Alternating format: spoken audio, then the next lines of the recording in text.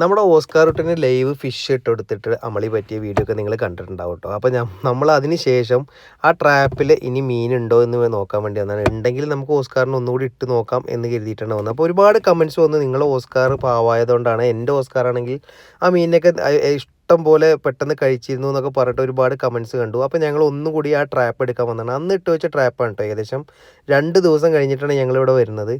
അങ്ങനെ ഞങ്ങൾ ട്രാപ്പ് മെല്ലെ പൊക്കി നോക്കിയപ്പോൾ കണ്ട കാഴ്ച ഭയങ്കരമായിരുന്നു. കാരണം അതിലൊരു 4-5 മീനോളം ഉണ്ടായിരുന്നു. ഒരു 5-6 മീനോളം ഉണ്ടായിരുന്നു. അതിൽ 4 എണ്ണോ മറ്റോ അതിൽ ഡെഡായിട്ടുണ്ട്. അതിൽ അത്യാവശ്യം വലിയ മീനും ഉണ്ടായിരുന്നു. അപ്പോൾ ഞങ്ങൾ 2 ദിവസം വരാത്ത ഗ്യാപ്പിൽ ഈ മീനൊക്കെ ഇതിൽ ട്രാപ്പായിട്ട് പിന്നെ അങ്ങനെ ചത്തുപോയിരിക്കുകയാണ്. അപ്പോൾ ഞങ്ങൾക്ക് പെട്ടെന്ന് നല്ല സങ്കടമായി. കാരണം അത്യാവശ്യം വലിയ മീനുണ്ട്. അതിൽ 2-3 മീൻ നമുക്ക് എന്തായാലും കിട്ടിയിട്ടുണ്ട്. അപ്പോൾ അതിനെ നമുക്ക് ഓസ്കാറിന് ഇട്ട് കൊടുക്കാമെന്ന് വിചാരിച്ചിട്ട് ഞങ്ങൾ അതിനെ പെട്ടെന്ന് കുപ്പിയിലാക്കി.